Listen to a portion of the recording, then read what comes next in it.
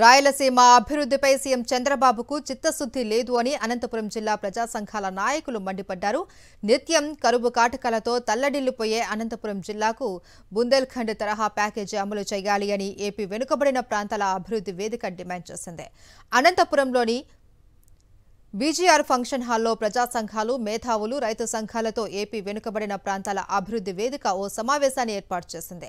Rayalaseema lift irrigation ప్రాజెక్టులను త్వరితగతిన పూర్తి చేయాలి అని, వెనుకబడిన ప్రాంతాల అభివృద్ధికి టీడీపీ కూటమి ప్రభుత్వం చిత్తశుద్ధితో కృషి చేయాలి అని వారు డిమాండ్ చేశారు.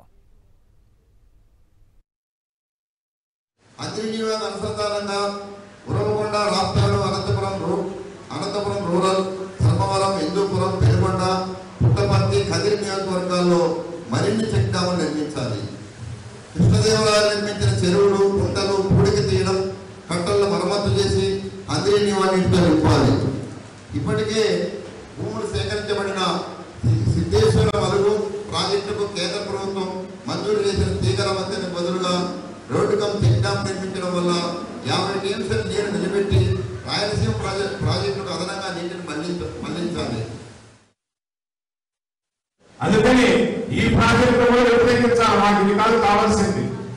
తిరుమల ప్రారంభించి 42 సంవత్సరాలు అయింది.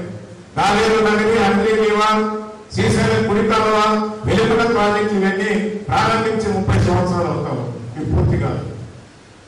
వీటన్నింటిగా పూర్తి చేస్తే ఒక 30,000 కోట్లు 35,000 కోట్ల ఖర్చు పెడితే 33 లక్షల ఎకరాలకు వరదల నీళ్లు ఇవ్వచ్చు.